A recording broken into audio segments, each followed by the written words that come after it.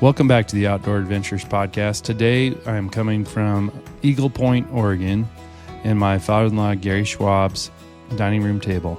And we're going to talk a little bit about his outdoor adventures, but also I would be remiss to not thank our veterans. So yesterday was Veterans Day, November 11th, 2023.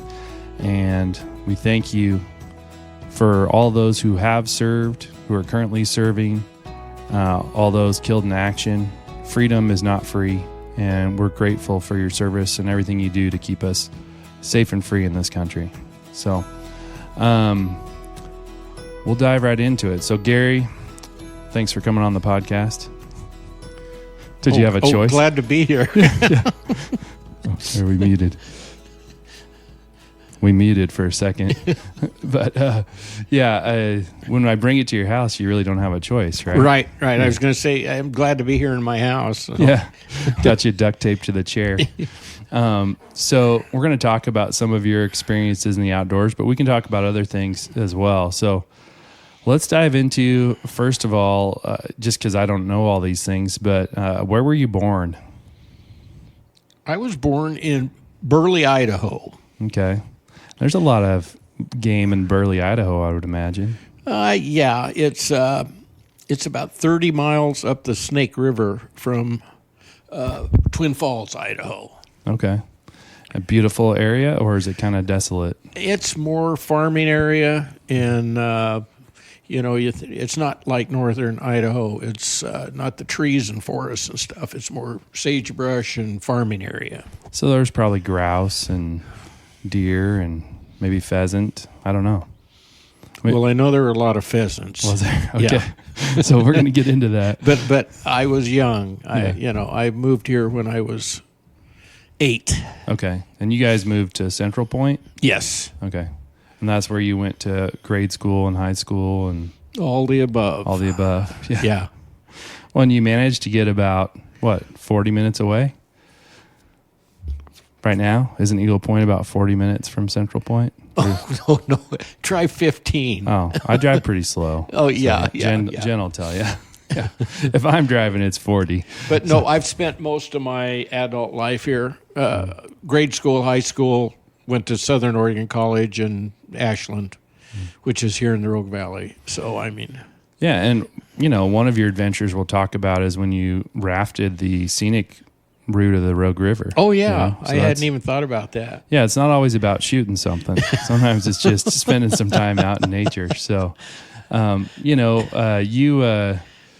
have some experiences we'll talk about for sure. And you played some football around here too? Oh, yeah. Yeah. In high school, I played football at Crater, actually junior high school, and that was it. But, I love football. And your parents were Mormon by faith, is yes. that right? Mm-hmm. And so you came about naturally preparing for disaster. Yes. Yeah. We joke around that, if the apocalypse hits, we're going to Grandpa Gary's because he's got plenty of canned goods, filled up your bathtub with water for Y2K. Well, yeah, and some of it may be out of date, but, we're good. Desperate times call for desperate measures, So, so did your dad do any farming back there? Yeah, in fact, my dad was a rural mail carrier. Okay. But on the side, we had, I say because I was small, he had, I'm going to say probably 20 acres outside of a little town. We lived in a small town between Burley and Twin Falls. It was called Eden, Idaho. Okay. And there were only like 250 people in town. And he had a small, I think their dad had some sheep, and he raised some crops. But I had a lot of aunts and uncles there too, and they had farms around. Is that where that brand comes from with the H with the arrow on it? Yes, that's registered for my father. It was the arrow H. Is that for Howard, for his first name? Yes. Yeah, okay. Yeah, I've always looked at that and been curious about it. So, Well, Well, I put farming in the same category as anything outdoors. So yeah, in fact, I'll point to it. You can't see it here, but that's his shovel up above that he irrigated with. Mm-hmm. And then they didn't buy shovels all the time. They actually repaired them. Mm-hmm. It's got a welding hole in it, that type of thing. Oh, that's cool. And it looks like it's in good shape. I mean, did you have it restored when you hung it up? Little oil on it, and that was it. Yeah, that's cool. So he's got an old shovel and then an old maybe scythe hanging up over this. Those are hay saws. Oh, hay saws. Okay. Those are from my grandparents that had farms up around Burley. Okay. That was my mother's side. And her family had farms, and one of my uncles was one of the largest potato farmers there around Burley that provided Simplot with potatoes for McDonald's fries. Oh, wow. That's cool. That's Yeah. some cool history. So, like, you look at Idaho and everybody assumes potato. That's where all of our brains go. So. Oh, yeah, yeah. But your dad was also famous for garlic and yodeling, right? Excuse me. But yes, we were talking about last night about the kids on Halloween.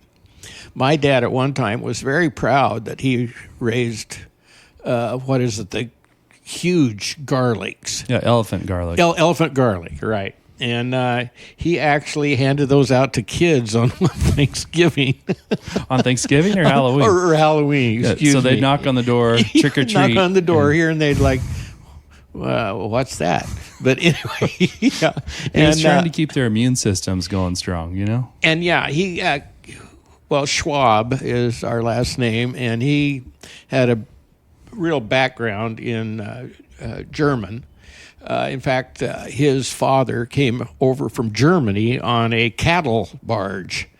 And so the yodeling was big in Germany at the time. And my dad thought the ladies loved it. Yeah, he just lure them in with the yodeling. Yeah, and so there's should I tell the experience I had with my dad at a eating establishment with my daughters? Yeah, sure. Yeah, that's why we're here. We had gone to, I can't remember, it's a buffet, and my brother, who is 10 years older than I am, and my two daughters, your wife. Yeah, I married one of them. Yes. We were there, and there was a retirement home, had some ladies there. And after we ate, we had my dad there. My dad was approximately in his upper 80s. And we were finished, ready to leave the establishment. And my dad wandered over and started yodeling in this hometown buffet. And your wife, Jennifer, and my other daughter, headed for the doors really quick because Dad was trying to impress the ladies there. Anyway, that's one example, because my dad had a great voice, but he was trying to do the yodeling this was probably the 2000s. Did it work for him? No, it didn't. No. So you come by it naturally for the affinity for the blue-haired ladies. We were talking about those earlier. Oh, yeah. Yeah. Well, let's get into some of your outdoor adventures. So what's your oldest memory of doing something out in the woods, as far as, hunting or fishing or hiking or any of that? Well, first of all, my first encounter with even close to hunting was I was probably, I'm going to say 5, 6. And my brother, who is almost 10 years older than I am, he would go hunting with my dad. So if I was 5, my brother was probably 15, and we were there in Eden, Idaho, and they had been hunting, and I can't remember if they got an animal or not, but I wandered out to the car, which was a Willys Jeep at that time. And there was a rifle in between the seats pointed upwards. And as curious as I am at 6 years old or whatever, I hadn't been around guns, and I reached in and pulled the trigger and shot a hole in the roof of the Willie's car. Oh, nice. And I'm sure, I can't remember everything that was going on, but I'm sure that everybody was excited, Yeah. including me. You might have been busy getting spanked. And so, I don't know if there was a spanking involved, but my ears were ringing, I'll tell you that. yeah. And what do you think, what year would have that been if you would have been 6? Oh, that would have probably been about 1953. Okay. Somewhere in there. So that's a classic Jeep, you know. Oh, yeah. Yeah. But see, my dad, I didn't ever go hunting with my dad. Because my brother was older, it seemed like they did that, and I was too young to go. So Do you think they were bird hunting or deer hunting or both, or not with him? Mm-hmm. Not then. I didn't actually go hunting until I came to Oregon, and I met my future wife, and her parents were the hunters, and it seemed like we did hunting then. I did do a little hunting, pheasant hunting, with some of the guys in high school and stuff like that, but that was about it as far as my hunting goes until I met her and her stepdad. So we'll get into the pheasant hunting story that I've heard, but first, let's talk about the time that you rafted the scenic side of the Rogue River. Number one, how many days is that trip? I think it was, this has been, 30 years ago. But I believe it was a 3-day trip, and we entered below Grants Pass. And the first trip was, I graduated with,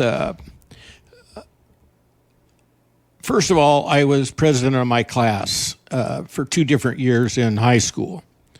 And then when we graduated, this is a few years after that, the president of our class was Steve Maple, and his vice president was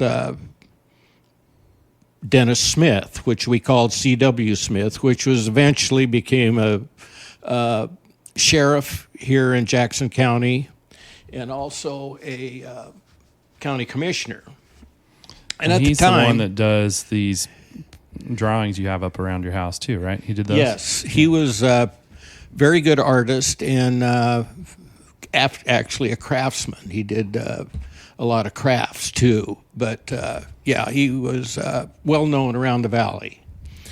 And another guy that I graduated with was Tom Dew. So there were the 4 of us that were actually out of high school. We'd been out like 20 years, and I was asked to go along with them down the scenic section.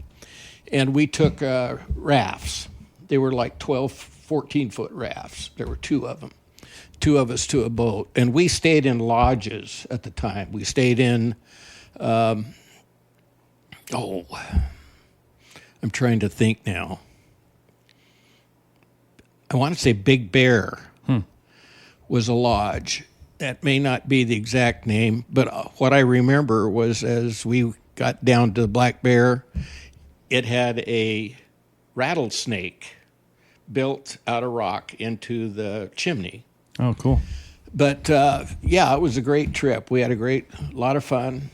Are those pretty dangerous rapids on that section, or is it more mellow? It's more mellow. Mm-hmm. There are some, I can't remember the names of the rapids, but quite a few of them. Coffee Pot is one, and I remember Dennis, or CW, we're going through that, and I looked at it, and this is where the road really gets narrow, and it's only like 20 feet wide, and there's no rapids there. It's real calm, and I said, that's Coffee Pot, because you hear of a lot of rafts being sunk there. And he goes, yeah, that's Coffee Pot. But he says, it's more dangerous than it looks. Well, as we go through it, it's more of a whirlpool. Suck you down kind of thing. Well, and it turns you around, and Dennis was doing the rowing, and the oars hit the side of the wall and almost knocked him out of the boat. Oh, geez. Okay, and then right there, just below that, is called Blossom Bar, which is one of the bad or more exciting rapids on the river. There's a lot of big rocks up, and So we you had to through get Coffee out Pot, and then you go straight to that one pretty quick. pretty close, and we had to get out and take a look from up above on the rocks and stuff to navigate that. But and then below that, we finally stayed at I'm going to say Rogue River Lodge. And we went down. It was funny because we went down with a group of sports store owners that were guides. And Tom Dew at that time was in charge. He worked for the Forest Service and the BLM, and he was in charge of all of the maintenance of the trails and the permits on the Rogue River scenic section. And so he knew a lot of these owners and this and that, and we were able to go down with these guides, but we were behind them. We weren't part of the group, but we stayed in the same lodges as they did on this trip, and it was a riot because there was a little bit of drinking going on. Just a tad. Yeah. Just a tad. And CW, one of the reasons that people just love this guy was he was a big joke teller. And he kept these people in stitches at the different evenings that we were there and had dinners with them and stuff like that. But it was a great trip, for the three of us or the four of us going down after 20 years. Yeah. And we're all, except for Dennis. Dennis passed away about 4 years ago, but we're still all fairly close. Yeah, that's really cool. close. Yeah. So, there was no banjos in the background or anything like that. Well, there may have been, but we didn't hear them. You blocked it. Then I was able to then, I'm going to say it was probably 3 years later, Tom Dew invited me to go down again with him and a group of YMCA people that he was acquainted with. There were probably six girls and probably 6 or 7 of us guys. And we went down, and this time it was a lot of fun. We camped each night. The girls did most of the cooking and stuff like that. But I was able to do that trip. I probably did that trip in Tahiti's, the blow-up type Tahiti's. Oh, yeah. I probably did most of that in probably 2/3 to 3/4 of that in the Tahiti's themselves rather than in the rafts. Well, and is some of that section the area we go when we do those jet boat tours where because you do those what do they call it, Hell's Gate or jet boat tours, and we go to that scenic part of the Rogue, and they talk, wasn't River Wild film there? And there's been several. Katharine Hepburn and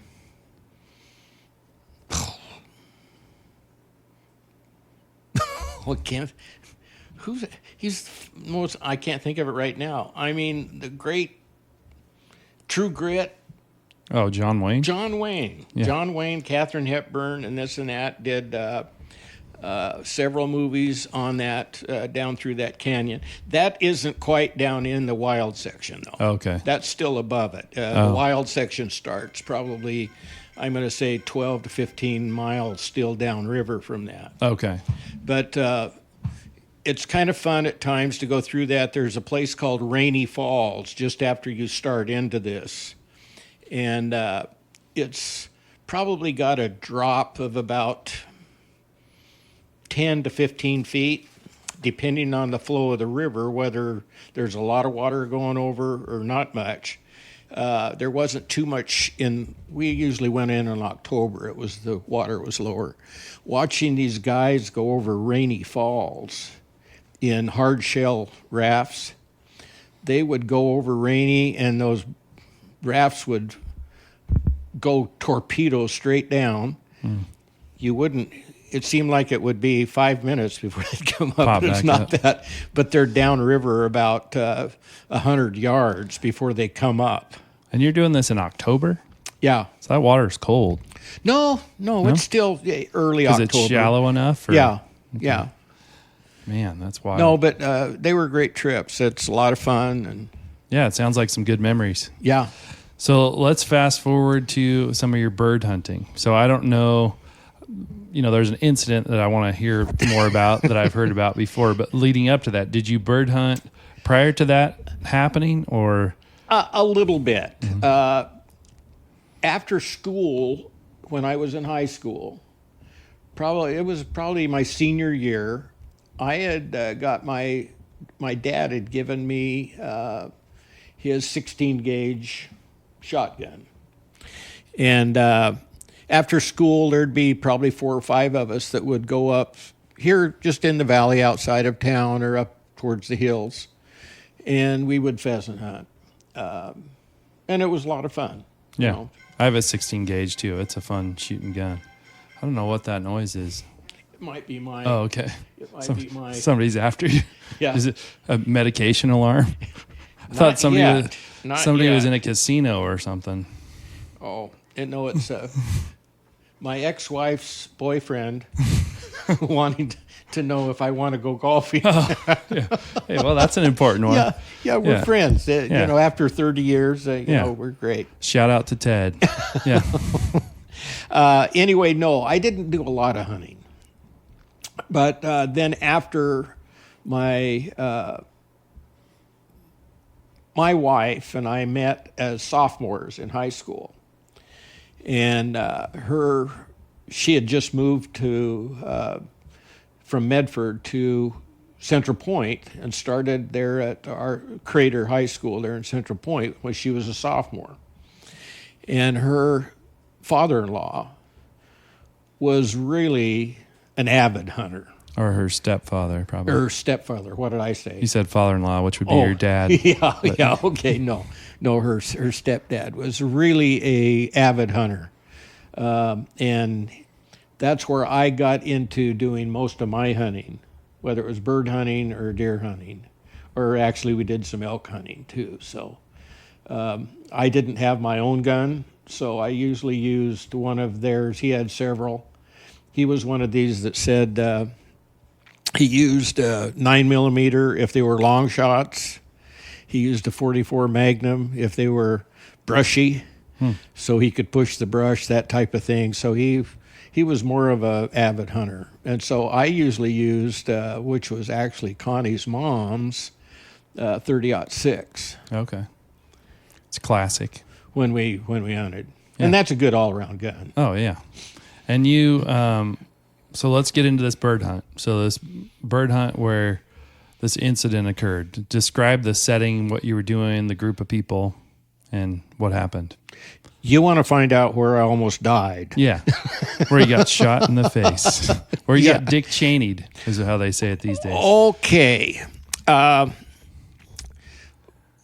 the weekends, we would hunt. This was on a weekend, a Saturday morning, early.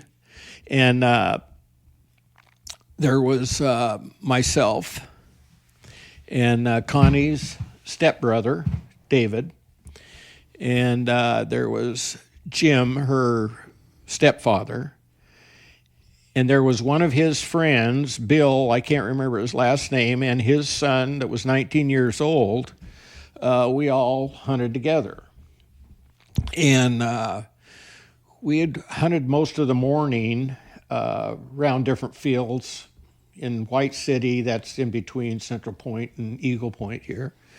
And we had, later in the day, we had gone into Medford and hunted in an area that had a lot of, let me back up here a minute. During the hunts earlier in the morning, as we were hunting, this Bill and his son would, usually when you hunt, you keep everybody in line alongside of you, and you know where you are, you know where not to shoot, because if a bird gets up and flies at one of you, you wait until it gets out of that so you can take a shot at it. You want to see some blue sky underneath the bird. Anyway, yes. And did you guys have dogs, or were No. you just kind of pushing the fields? We were just pushing, and so times when we'd get done on a special hunt where we'd go through a field, Bill and his son would take off. It's like they would communicate with us. And Bill's son was really quick. This 19-year-old kid would shoot the birds before they'd even have a chance to fly. I mean, he was really on them. And during that time in the morning, this happened 3 or 4 different times where we were going, now this isn't the safest way to hunt. I made the comment, somebody's going to get hurt if this keeps going on. What do they call that? Foreshadowing? You got me. I think that's the name for it. Okay, so later in the day, we're in Medford, and we get into this teasel. I want to say teasel is kind of like a thistle, but it's very thick. And it's as tall. I'm not very tall. I'm only like 5'5" right now. And this stuff can get to be 6, 7 feet tall. And it's thick. And so we started hunting, and we're only probably 20, 30 yards apart. And we're going through the teasel, and I'm on the outside going up and down these where the ditches have been cleaned with a backhoe. And a bird got up between us and flew at me, and I waited because it was in line with the line that we were hunting. And all of a sudden, bam, I'm on the ground. And it wasn't good. I thought at the time that I was dying because I don't know how many people are out there that have been shot in the head, but it's not a lot. But it's you're disoriented for sure, and it's more numb than it is painful. And it was a 12 gauge, right? I don't know. You don't know, but you just know you It were was shot. powerful. Yeah.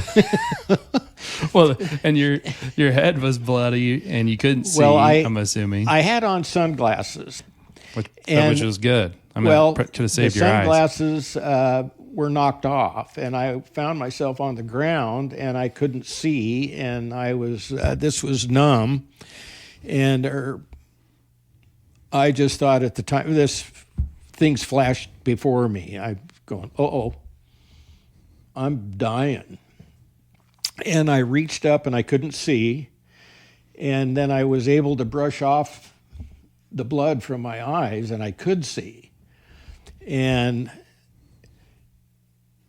I could see this couple of them were still hunting. And I just hollered something. It was probably not nice. Right. Might have been some explicit terminology. And anyway, they came over and they just started looking at me. Nobody did anything. And I said, hey, how about somebody taking me to the hospital? Yeah. And they go, oh, okay. Anyway, on the way to the hospital, the son, this was that 19-year-old that did the shooting, one of the pellets, I'll back up a little bit. Bill and his son were very proud because they were great hunters. They loaded their own shells, and they were loaded up. They loaded up for the max, you know.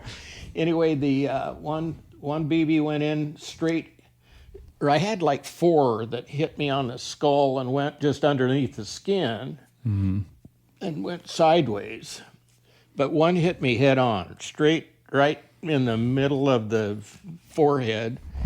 And actually then when we got to the hospital, it had gone into my sinus it had gone into my sinus cavity and started out the back. And anyway, so I was in surgery that night, and they took it out, and it's affected my sinuses ever since. Well, and it was lead shot, so it's because I remember they debated on whether to take it out or not, and they decided to take it out, which was probably good.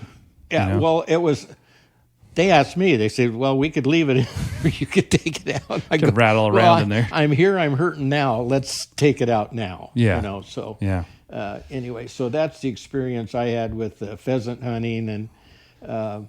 So when this is going down, is everything in slow motion? I mean, does time kind of stand still, would you say? Or were you in shock, you think? I was probably in shock. I don't remember time standing still. It seemed like people were in shock around me. Well, yeah. That scene walking up on you had to be like, what just happened? Yeah. But anyway, so it wasn't a good experience. And this led to some of the hunting afterwards. We'll get into this as we go along, that hunting just wasn't, I wasn't cut out to be the mighty hunter. I was more of in the bullseye. Yeah. Well, you probably headed back to the raft, and you said, this seems like a little bit more exciting to me. Yeah. So, wow. Yeah, that's an experience that I don't think a lot of people get to walk away from and talk about. Yeah, and it's a good thing to not. Yeah. So you don't want to experience that one if you can avoid it. So you fast forward, you get through that. Were you calling your father-in-law the next weekend saying, "Hey, are we going to go bird hunting again?" Or did you take a little break? I think I took a break. Yeah. But even after that, I mean, because we were hunting deer and whatever before. This was during, years of whatever. And it just seemed like after that, it kind of slowed down, the different hunting experiences. And you're like, you know what? I'm going to pick up a weekend shift, so I'm not going to be able to make it this time. Well, and we'll get into this, you had mentioned, but there were some other situations in my hunting experience where it wasn't good for me. Well, let's talk about, before we get into another unusual story, let's talk about the deer that you did harvest, because you did get a 3-point mule deer at one time, right? Yeah, in fact, I think it was a 4-point. Oh, 4-point. Do you remember where you were? Well, first of all, let's go before that. There was a time where we went hunting with Jim. We used to take the kids in trailers and go hunting over around Bonanza. By Klamath Falls. Along what they called border. It was the borderline road that wandered back and forth into California and Oregon. Okay. And there was a place there called Langell Valley. And there was myself and Jim and his best friend at that time was Stan Green and his boy, which was probably at the time, his boy was probably 14, 15. Okay, young guy. And we hunted this area called, it was like Langell Valley. It was like a rim rock that we were set up early in the morning, daybreak, and we were just on stands. And this was pretty close to my first hunting experiences. And I can remember I couldn't see the other guys because they put me on a stand. It was kind of like a rim rock. I was looking down from the rocks. And all of a sudden I see two, I think they were forked horns, come into where I could get a shot. And I'll be darned, I took a shot and got one. And I wandered down to get the deer, and it was dead. They heard the shot. They all came around, and they said, okay, in fact, I didn't even know how to gut one then. And so Stan and Jim were there And I said, I had to shoo the other one away. You just kept coming back. Probably his Yeah, brother. it kept coming back. They must, I don't know if they were twins or what. But probably. And they go, well, why didn't you shoot that one? And I go, well, I mean, I only have one tag. Yeah. That's my thinking at the time. Mm-hmm. And so I didn't, but I mean, this deer just kind of hung around and I just had to shoo, get out of here, you know? So that's one experience of my first hunting and experience. That's probably, I mean, over there, that's either a mule deer or maybe a bench leg. Oh, they were muleys. Were they? Yeah. Because they do have bench legs in Cave Falls where they're a blacktail crossed with a mule deer, too. Okay, no, this was definitely mules. Okay, well, that's cool. So then, to get back to the one that is really memorable was in the Trout Mountains. And the Trouts, if nobody knows, is it's actually east of Lakeview. Okay. You have to go to Lakeview, and if you're on the way to Winnemucca, Nevada, there's a place out in the desert called Denio. Which is just, at that time, it was just a one-person store. And I think there was a motel there. So you're way out there. Oh, you're way out in the middle of nowhere. And then you, instead of going towards Nevada, you head north and go towards, north for probably 30 or miles or so. And then you head back east up into the Trout Mountains. And they had already been up there. The group that I was hunting with was, again, Connie's, my wife's stepfather and his boy David. And there were probably 3 or 4 others in the camp. And because I worked and they'd gone up the day before, I didn't get up there until probably Saturday morning around midnight or 1 o'clock, and it was snowing. You're way up in the middle of nowhere. And we camped at I think it's spring starts the Trout Mountains up at the top. And so slept for 2 or 3 hours, and they got me up, and we went down and got on a stand that was down a ways from where we were camping. And when you're saying getting on a stand, you're not climbing into a tree stand or something or a self-structure. You're just saying you're sitting on a outcropping of rocks or something like that and looking over. And there, it's not like where we hunted Langell Valley or whatever. This is up in the Trout Mountains where you can see for a mile or 2 miles or 3 miles. So you're on binoculars and looking. Yeah, and we were on a rim rock again. And this was a good-sized area of rim rocks. So we were kind of spread out on the rim rocks and just kind of ho-hum like you do when you're on a stand early in the morning. And you could see across this canyon, you could see deer, but they were so far away you couldn't take a shot. Just feeding in the morning. And come to find out, because we were down from where we camped, some of the hunters, there were other camps up there. They drove these deer down. And I can't remember who said it, but they go, expletive, look behind us. And we turned around, and there was a herd behind us. I pulled up my rifle, this .6, had a scope. So how many deer are we talking? Oh, I'd say probably at least a dozen, maybe more. It's a big group of deer. Because when I pulled up my scope, all I could see was fur and antlers. Yeah. You know, they're that close. Yeah. And I fired, and I heard some other shots and this and that. But anyway, after it was all done and said, I downed a 4-point. And this was a special hunt. It was the first year that they had opened this for I don't know how many years for any antler deer. Oh, so maybe it used to be 3-point or better. Oh, yeah. Yeah, okay. Oh, yeah. And so the 4-point that I got was old. I mean, it was a big old deer. A lot of teeth were gone and everything else. But that was really memorable hunt. Do you have any pictures of that deer? No. Do you know where the antlers ended up? No, I don't.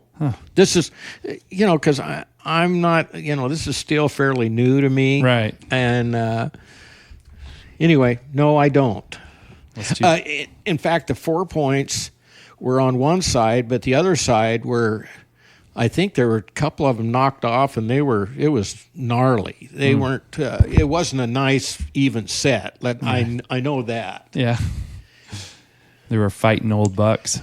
Yeah. But anyway, That's cool, though, to just turn around and have a scope full of antlers and hair.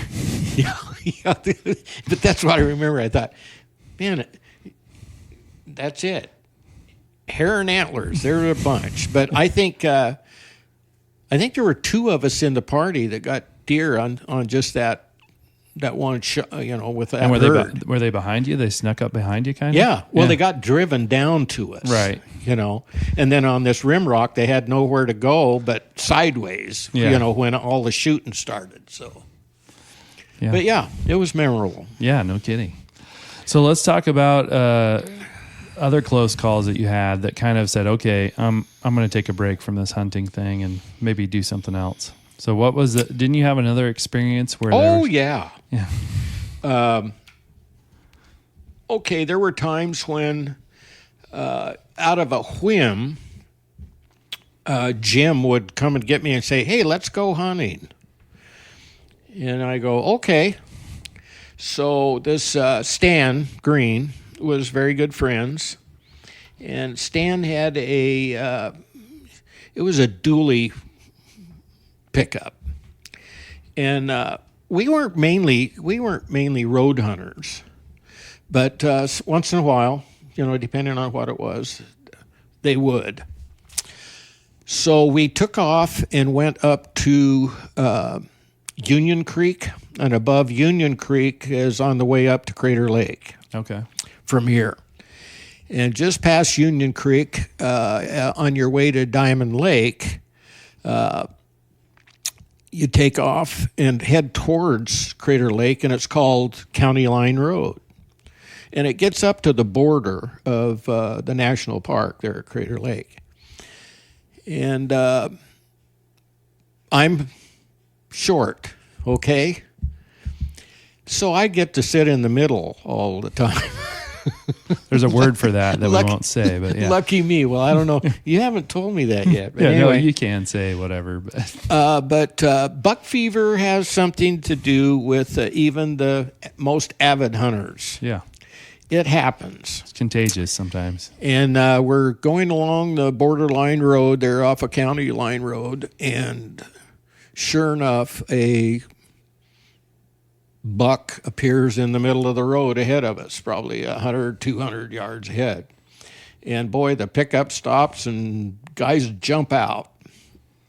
And they're just about, Jim got out first. He's on the passenger side, and he's getting his gun aimed at that buck, and Stan goes to grab his gun, and boom, it goes off right by my feet. And I go, whoa, didn't hit the transmission or anything else, and didn't hit my leg. But those are some of the situations that I've come across that I just thought, maybe I better use my camera. Right. Yeah. Instead of going with these guys and these guys have hunted their entire lives. Yeah. And in that moment, they're just in that moment, thinking. boy, is like, let's get Gary. Yeah. This guy, we know he can survive bullets. Yeah. So yeah. Let's test him again. But anyway, so those are some of the situations that I ran into hunting that kind of stymied me. I still hunted after that. We did elk hunt at times. I can remember going up to, we elk hunted up around Diamond Lake. We'd go up to Diamond Lake and rent cabins and stay there with the kids and wives and stuff, and we'd go out during the day and hunt. I can remember we hunted Elephant Mountain is up there, and we also hunted around La Mola Lake, and I can remember just tracking down elk. Never did come across a bull, but find some cows and found stuff. some cows and stuff like that. But Isn't it weird that I've only elk hunted a few times, and they're so huge, but they're so elusive. It's amazing when you run into them, and then all of a sudden there's a herd of 60, and you're like, man, how have we never see these things? This is the times when, the guys are up there because usually at that time there's snow up there. Mm-hmm. And they'd go out hunting for tracks and this and that, and I'd get out and take off because I wasn't much, as you can tell, I wasn't much of riding in the trucks. Yeah. You're like, I'll go on foot. Yeah. So I'll take on foot and push them, and this and that. And I enjoyed that. Yeah. But hunting kept getting a little bit less and less of my enthusiasm towards it. The appeal was wavering. Yeah. Well, even though for me, the elk hunting thing, if you're tracking elk in the snow, getting on tracks, catching up to that herd, you start to smell them before you see them, which is just kind of exciting. And I mean, part of, for me, the exercise component, I've been hunting quite a bit this season, and, we'll do a whole podcast about my mule deer hunt, but just the blacktail hunting, I've got this Willamette tag, which lets me hunt all the way till February. So I've been going on these hunting hikes, if you will, and getting in 5 to 6 miles on a hunt and just getting some exercise, seeing some animals. So that for me is the hiking component physically is worth it alone. Well, at that time of my life, I was the same way, aside from riding in the middle. Right. But when we could go out and actually go out and one thing that really got me was that, man, you're able to take pitch in the snow and light a fire. Yeah. Stuff like that. I'd never been around that, and it was great. Yeah. Well, especially when you dress for it. Yeah, when you're ready for it. And ready for it, it's great. Well, you also hiked some of Crater Lake too, didn't you? Oh, yeah. Yeah.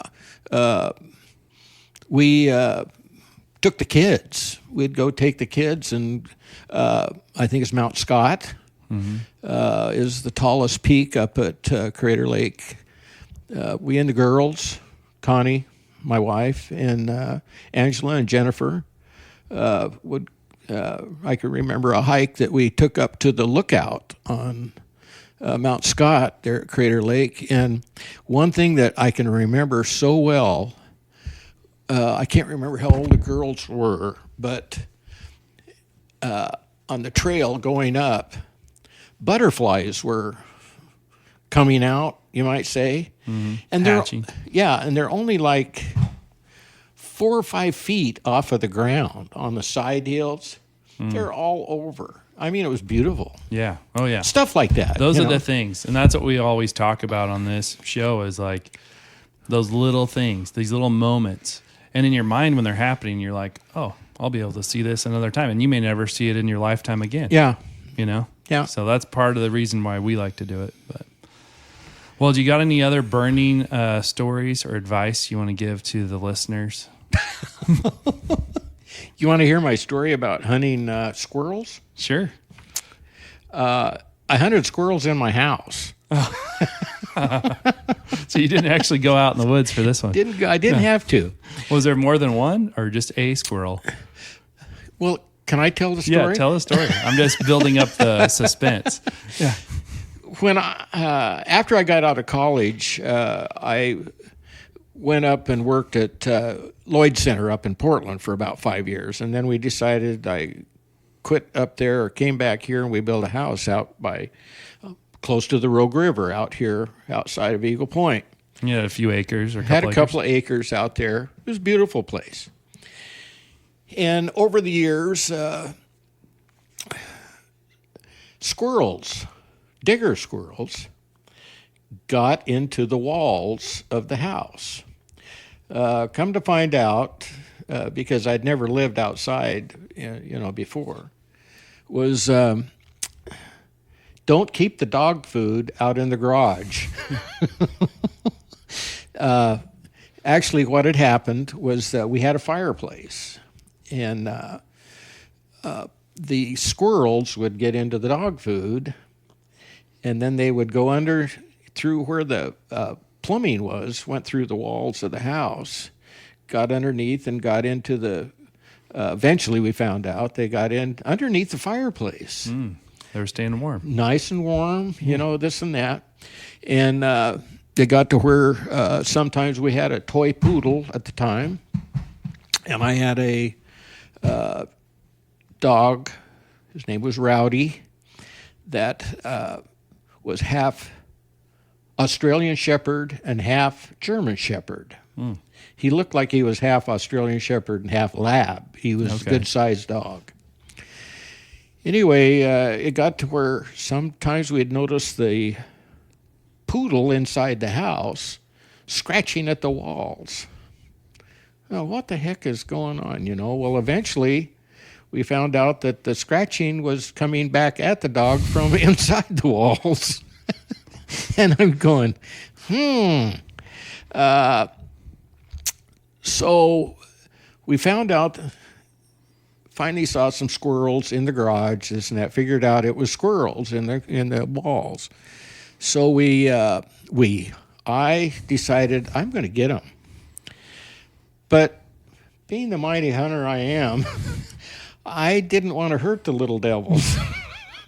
So I got what you'd call the humane traps. Knew where they were going in and out, this and that, and the humane traps just didn't work. They'd bait them up and, they'd go, boy, those squirrels are smart. Anyway. You were feeding the squirrels. Yeah, along with the dog food. Right. I was feeding them peanuts, poisoned peanuts, all kinds of stuff. It just wasn't working. You need a diverse diet as a squirrel. I needed something definite. Yeah. So got the regular varmint traps, what do you call them, clamshell traps, and nailed them down where they'd work. And sure enough, boy, we started catching squirrels. When you ask, was it just one or two? No, there was quite a family there. Yeah. And we got several, and if I didn't finish them off, Rowdy would get them. So anyway, to make a long story short, this is where it got kind of theatrical. We moved the dog food into a closet in the house. In a garbage can or something, or just still in a bag? No, still in the bag. We thought we were safe, man. You move that stuff in the house. You got rid of them.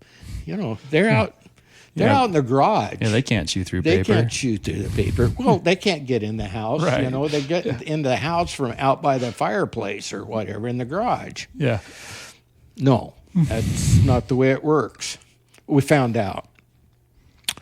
Connie had been in an accident, and she was home, and her mother was there with us because she had been out of the hospital for a few days, and we'd moved that dog food into that closet.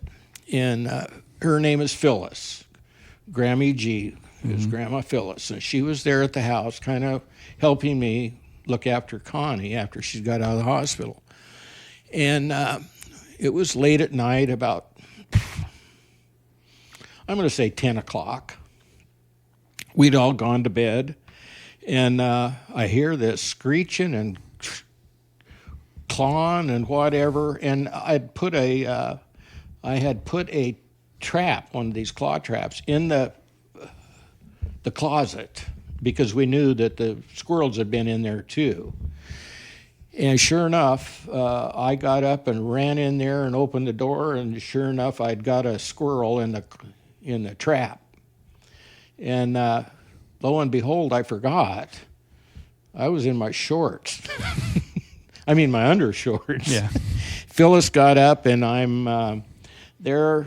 I had put on my work boots in my shorts, and I've got this squirrel on a chain. The mighty hunter had done it again. And anyway, took it outside, and Rowdy dispatched it. But that's another funny. And did Phyllis walk in on that scene, or? Oh, yeah. Phyllis saw me in all my glory. Yeah. She's still traumatized?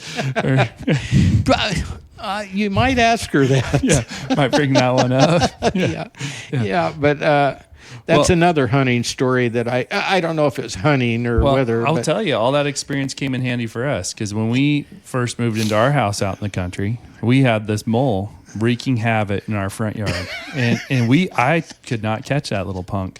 Oh, I think I know who did. Yeah, you came over, and I had gotten an array of traps, and boy, by I don't know the third day, you had him down. So. But you notice I didn't use a gun to get him. No, you definitely did. Oh, well, that was good. That's a good story. That's I'm definitely gonna have to talk to Grammy G about that and see what her memory of you standing there with the squirrel, what that did for her. Yeah, she's been traumatized ever since. Yeah, but anyway. Well, thank you for doing this. We talked for almost an hour, which you know, it goes fast. Yeah, so. Well, hurry because I have to go to the bathroom. Yeah.